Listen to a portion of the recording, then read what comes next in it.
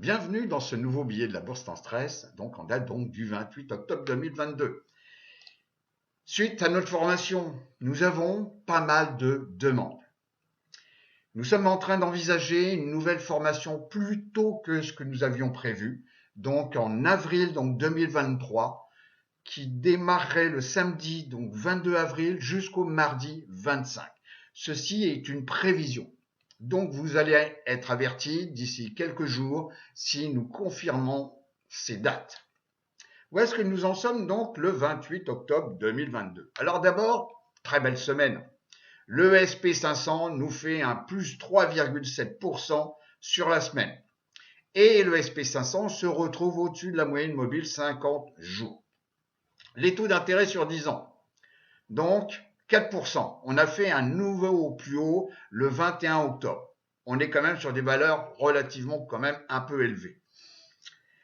L'énergie s'est redressée. L'énergie, c'est donc le secteur XLE, donc se retrouve donc au-dessus de la moyenne mobile 50 et la moyenne mobile 50 se retrouve au-dessus de la 200. Et on a fait un test des 90 $.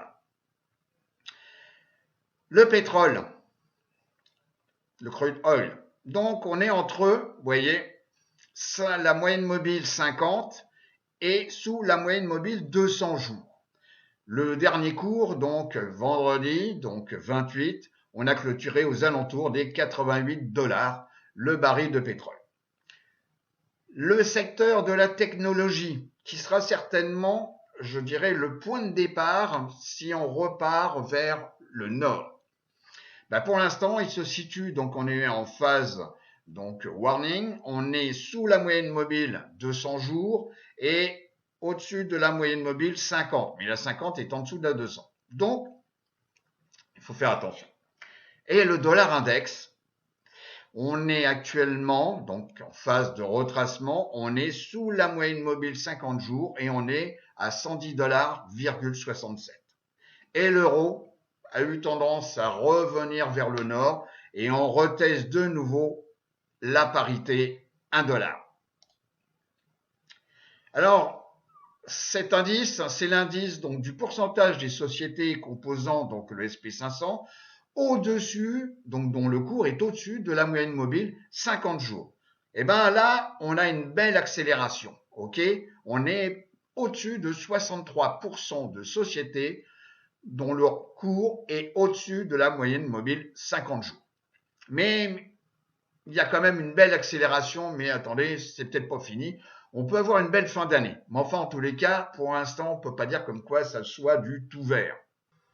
TNX, vous voyez, donc là, on est en bougie journalière. On voit comme quoi on a fait un test ici d'un plus haut et on a recassé à la baisse la moyenne mobile 10 jours. On est ici aux alentours des 4,009. Le crude oil, vous voyez, on a fait ici une belle excursion vers le nord et puis on a un reflux. Donc on était ici sous la moyenne mobile 50, on a retesté la moyenne mobile 50 et puis pof, patatrac, on est repassé en dessous. Et là, vous voyez, on est repassé légèrement au-dessus de la moyenne mobile 50, mais on est sous la 200. Donc, on verra les jours prochains qu'est-ce qui se passe sur le crude oil. Alors, cette semaine qui vient de se passer, on a eu des annonces relativement importantes sur les earnings sur des sociétés qui composent les FANG. Alors, déjà, ex Facebook, Meta, earnings qui ont eu lieu le 26/10 2022. On a moins 13,52. Bon. Et on a un revenu, le chiffre d'affaires, de plus 1% sur le trimestre. Apple, les earnings ont eu lieu le 27. Earnings, plus 1,74. Bon. Et les revenus, plus 1,59. Ce qui est pas mal. Netflix, plus 45%. Au niveau des earnings. Donc, on redistribue, effectivement, le goal est quand même c'est de rattraper un petit peu des investisseurs. Donc, les earnings sont meilleurs que prévu et puis le revenu a légèrement augmenté. Amazon, donc, c'était le 27/10/2022. Les earnings, plus 28,41. Donc là, il y a aussi un objectif de redistribuer un petit peu plus, certainement, de dividendes. Et puis là, revenu, donc on va dire un revenu stable. Et puis, Google, donc Alphabet, earnings moins 16,1. Donc on voit comme quoi il y a peut-être moins d'investissement sur la publicité. Ok, à confirmer, mais en tous les cas, je pense que ça vient un petit peu de là. Et puis, un revenu qui a baissé. Bon. Si on regarde ici l'indice, donc, des FANG, on voit comme quoi nous sommes quand même dans un trend un petit peu baissier. On est passé ici, donc je suis en weekly, hein. Donc on est passé sous la moyenne mobile 200 jours et on est allègrement sous la moyenne mobile ici 50. Donc la tendance est quand même baissière. Et pendant des mois et des mois, on s'est basé sur ces sociétés, les FANG, pour donner une orientation sur les marchés financiers. Est-ce que ça va faire la même chose si effectivement ils ont tendance à baisser? Alors le Bitcoin, très souvent, on a vu comme quoi il y a, on pourrait dire comme quoi quand c'est une valeur de refuge, hein, comme peut l'être l'or, on peut dire comme quoi, par exemple, une crypto-monnaie n'est plus adossée à un indice de référence, que ce soit le SP500 ou que ce soit le Nasdaq 100 NDX. Ben pour l'instant, la seule chose qu'on peut dire, c'est qu'effectivement, on a toujours une accroche avec les marchés financiers. C'est-à-dire que les deux peuvent, alors pas forcément le même jour, mais ont la même tendance. Donc là, un petit papier donc sur Investing qui disent comme quoi effectivement on risque peut-être de quitter cette parité avec les marchés financiers et entre autres le Nasdaq. Eh ben, vous voyez ici, c'est une comparaison entre le BTC, le Bitcoin, par rapport au Nasdaq 100 NDX.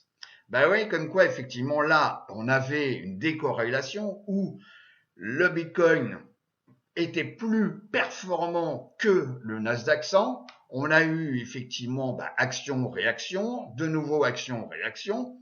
Et puis là, depuis un temps certain, vous voyez comme quoi la comparaison nous donne l'information comme quoi les deux sont corrélés. Donc pour l'instant, il n'y a pas encore de phase où on peut dire voilà, là les crypto-monnaies vont être une valeur de refuge par rapport à la crise, par rapport à une récession, par rapport à une inflation. Pour l'instant, ce n'est pas le cas. Alors, au niveau de l'économie, donc, effectivement, on peut s'attendre peut-être à des moments plus agréables, je ne sais pas. Mais quoi qu'il en soit, il y a quand même un contexte, on va dire, international, que ce soit l'Ukraine, que ce soit la Corée, que ce soit la récession, l'inflation sur les matières premières, ok, voulu ou pas voulu, on ne va pas rentrer dans le débat, mais il y a quand même beaucoup d'éléments qui vont intervenir et qui interviennent. Et certainement une décorrélation entre l'Europe et ce qui se passe aux États-Unis. Et c'est pour ça que nous faisons bien de s'occuper uniquement des marchés américains. Alors Warren Buffett, hein, donc un petit clin d'œil à ce personnage extraordinaire quand même. Donc il a pris dans son portefeuille il y a pas si longtemps que ça quand même, donc une pétrolière et qui est la société Oxy. Alors on en a parlé, on avait vu ça pendant la formation donc courant octobre. Donc je sais qu'il y a des gens qui sont positionnés sur Oxy. Donc soit en action, soit avec les options, soit action et covered call, donc stratégie option. En tous les cas, c'est une belle société. Si on regarde déjà son évolution, donc là on a des bougies hebdomadaires, donc on a une belle, vous voyez, une belle montée, une belle progression. Bon, quoi qu'il en soit, même si le rectangle est relativement large entre ici et ici, on est dans une phase de stagnation. Donc pour l'instant, on peut investir, c'est-à-dire que pour ceux qui veulent vendre par exemple des puts, il y a quoi faire. C'est-à-dire, c'est une société qui est performante, c'est une société qui correspond à un secteur qui est en évolution actuellement, donc le risque est quand même réduit, bien entendu. avant de vous lancer sur de la vente de put, faites donc une formation, formez-vous. On ne vend pas comme ça des puts simplement parce que ça fait joli, etc. Il faut se former. On en parle parce que ça fait partie d'une stratégie, mais un bon conseil, formez-vous. La saisonnalité du SP500, donc de 2009 jusqu'à 2021. Au mois d'octobre, généralement, à 62% des fois, nous finissons plus haut le mois d'octobre que nous avons commencé. On n'est plus qu'à un seul jour de la clôture mensuelle du mois d'octobre. Cependant, on peut voir déjà comme quoi on a clôturé plus haut qu'on avait commencé ce mois d'octobre 2022. Et ouais, que généralement, la fin d'année est quand même propice pour les marchés financiers. Ici, en bougie mensuelle, donc avec ici donc les bandes de Bollinger, et la moyenne mobile ici 17 mois, et bien sûr la moyenne mobile donc des bandes Bollinger donc à 20 jours.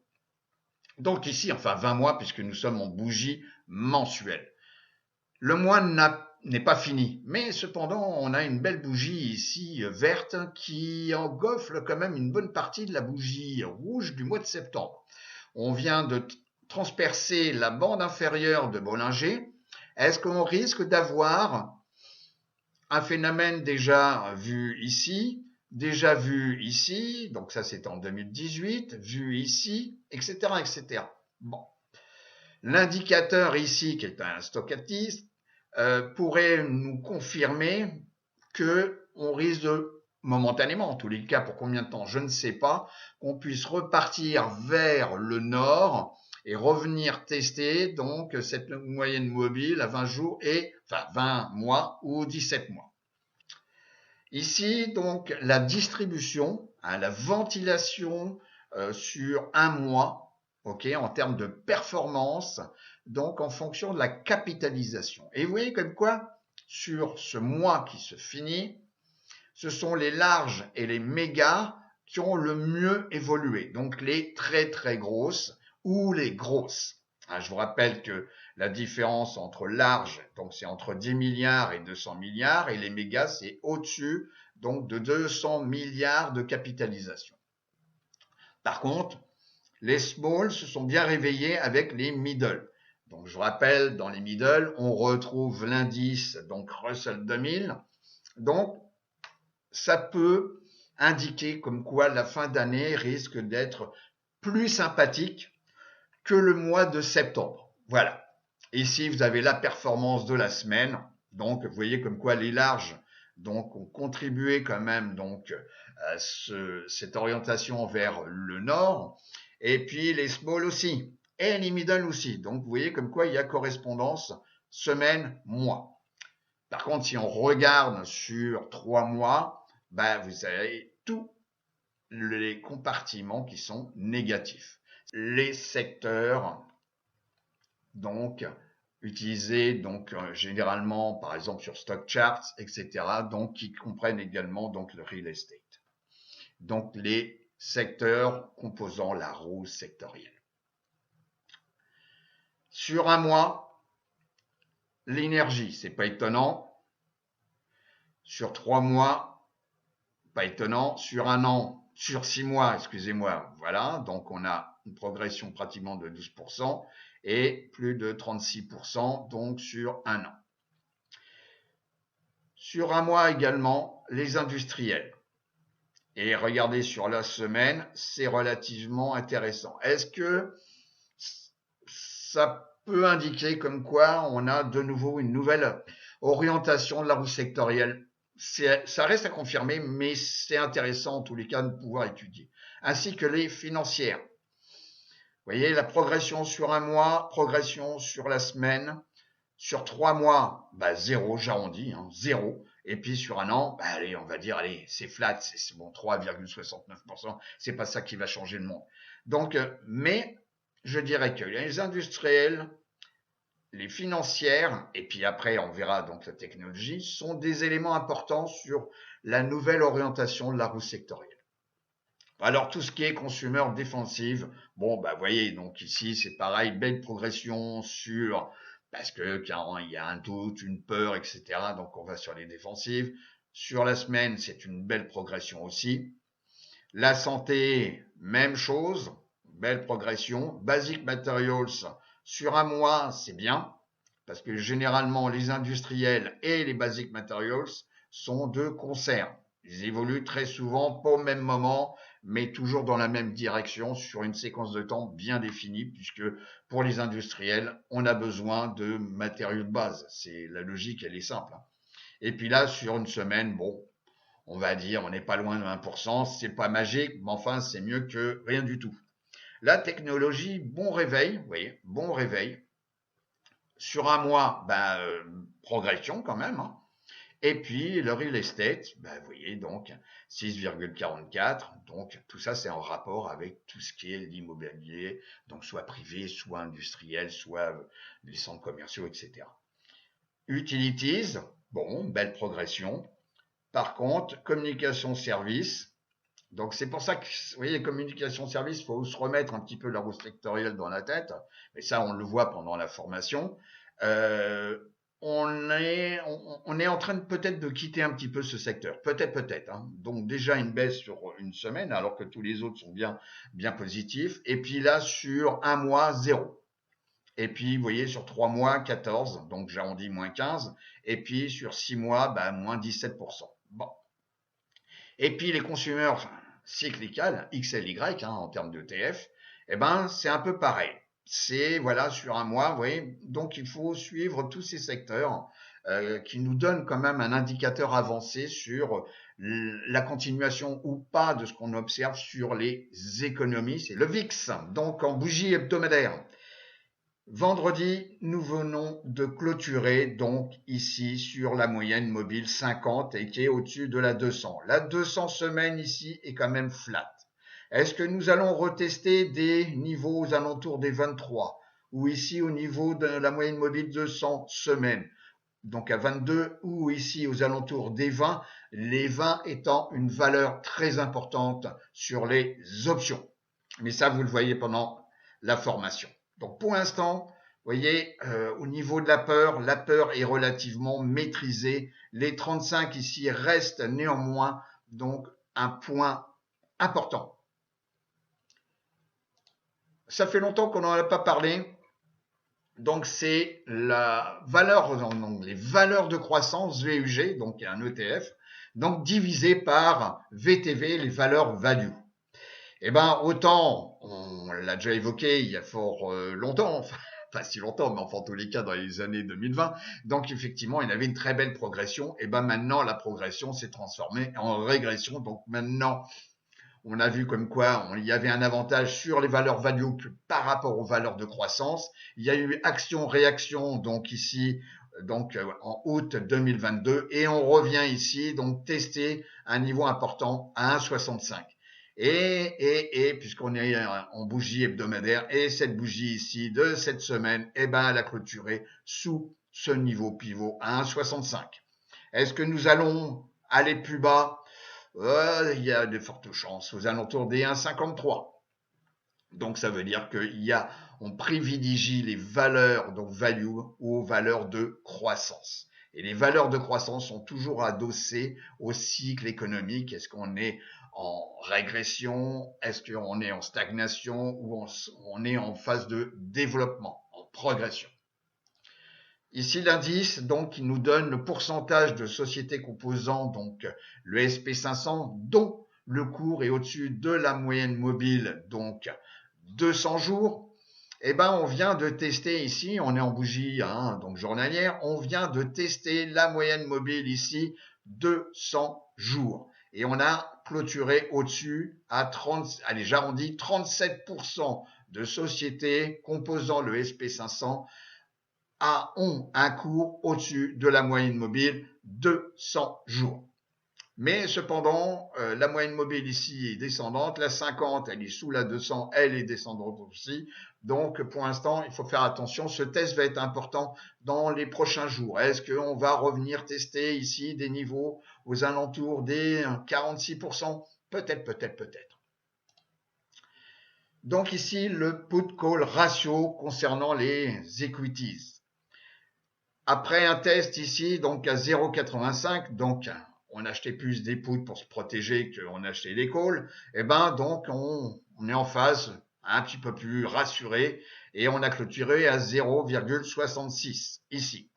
Et ici on a la moyenne mobile, donc on est en bougie donc journalière, enfin bougie en indication journalière. Ici on a la moyenne mobile 200 jours, donc on a une progression. Et ici la 5 ans. Donc il faut faire quand même un petit peu attention à ces répartitions hein, donc d'achat de put pour se protéger ou d'achat de call dans l'espoir que les marchés reviennent vers le nord. Ici donc donné par CNN, donc le Fear and Greed Index. Donc vous voyez que cette semaine on vient de clôturer dans le greed. Bon, il n'y a pas si longtemps on était là. Donc vous voyez la clôture précédente c'était 57, donc bien. Et puis il y a une semaine neutrale et puis un mois extreme fear, c'est ce que je vous dis, on était aux alentours d'ici des 19.